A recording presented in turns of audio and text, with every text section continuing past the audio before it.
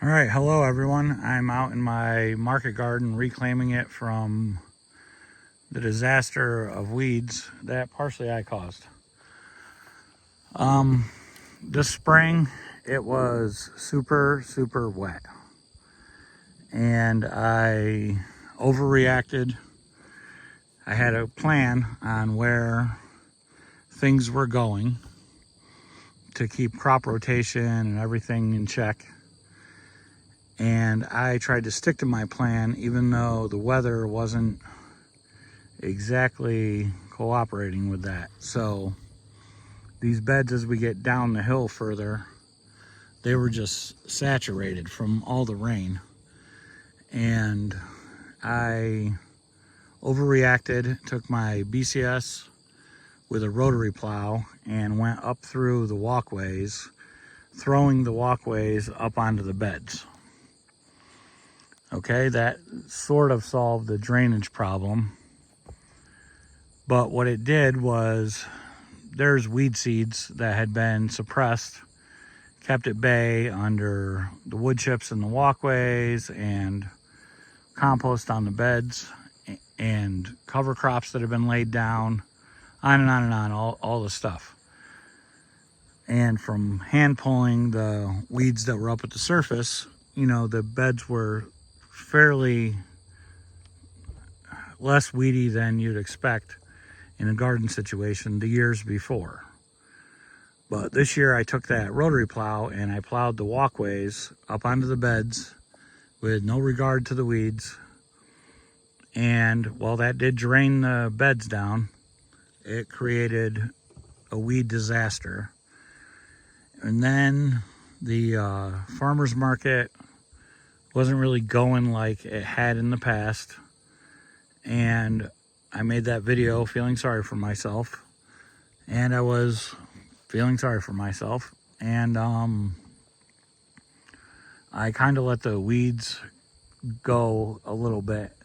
And it was, when it was wet, it was like impossible to get out here and do anything because every time I was off work, it was raining. So once the weeds get ahead of you, you can keep them out of certain beds, and then just, it's too much. If you pull this weed, you end up pulling the plant that you're trying to keep the weed away from. But anyway, so this bed here was a bed of onions. This was a bed of carrots, and that was a bed of carrots. What I'm doing now is I have the wood chips, so I'm sifting them with my compost sifter. I made that video. And then I take done this before, take the fine wood chips that are sifted, put them on the bed, the coarse ones in the walkway, fine ones in the bed, coarse in the walkway. So these wood chips are a few years old by the time they get to me. The township, they clean up the trees that fall in the road or power lines. They chip them and pile them, and then when the pile starts getting too big, they either have to haul them off to a landfill or find somebody that will take them. I'm always willing to take them, so they come here. And I've done this, sifted them and used them this way in the past and had good results. It's just this year I didn't have them in my walkways from the previous year. They were getting somewhat broken down. And then I took that rotary plow and just threw them everywhere. So you can see over here, on that bed where I didn't do that, there's very few weeds. But up through here, where I did rotary plow it, it's nothing but weeds. So anyway, we harvested the onions out of this bed probably a month ago and then didn't replant. Harvested the carrots out of this bed, I would say, this bed would have been 3 weeks ago and that one 2 weeks ago. After I harvested them out, I took the flame weeder and burned off any weeds that may be left in there. And then I covered it with black plastic, landscape fabric, and let it sit to germinate any weeds that may come up. I then took the flame weeder and burned them off again, the residue of them. So we should, cut down the weeds somewhat.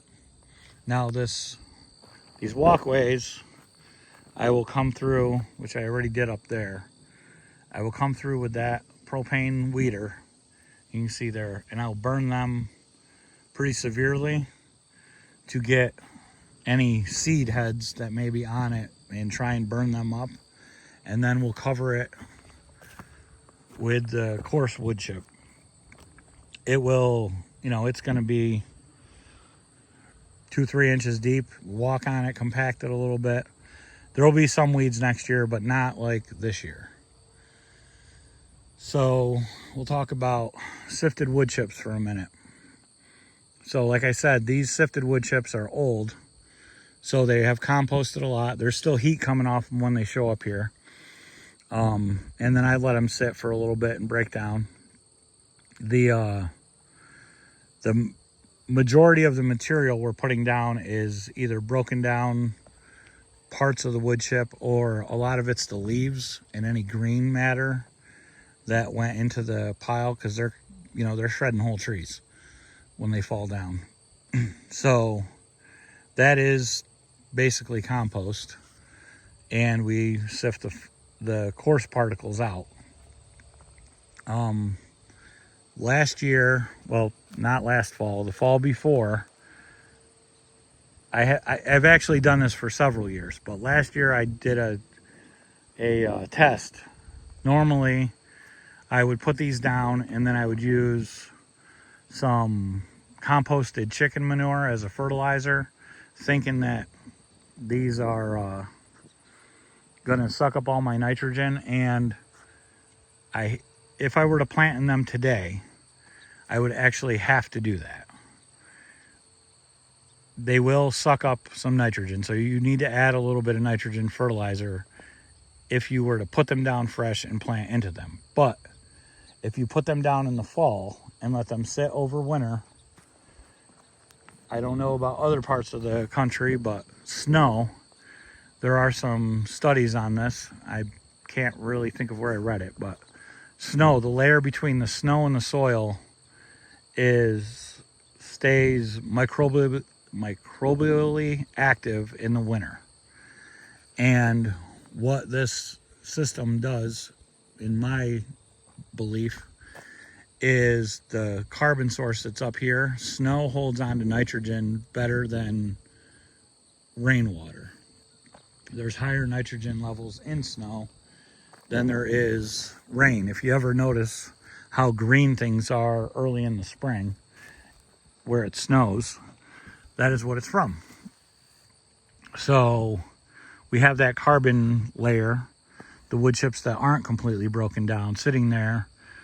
The microbes take the nitrogen that's available from the snow and suck them in to finish breaking that down. That's my belief. I could be totally wrong, but it's how it's worked. So fast forward, or skip forward. Last year, 2 falls ago, I covered that bed with just sifted wood chip and didn't use any fertilizer the next spring. I covered it and let it sit that winter. And it was kind of like my test to see if this works. So I took and covered that bed with sifted wood chip in the fall 2 years ago, let it sit all winter, and then in the spring I planted lettuce into it. And lettuce grew just as good as any lettuce that I had put any nitrogen, composted chicken manure, fertilizer on. It actually probably grew a little better. So we ran that lettuce, probably did 3 cuts on it, and took it out. I covered it with a silage tarp to terminate the lettuce. Took a couple weeks. And then I went into it with carrots, and the carrots performed just as good as any other carrots on my farm. So still no fertilizer added of any kind. Then we let that sit last fall, and then early this spring I planted onions into it, and the onions this year were as good or better than any onions I've ever grown.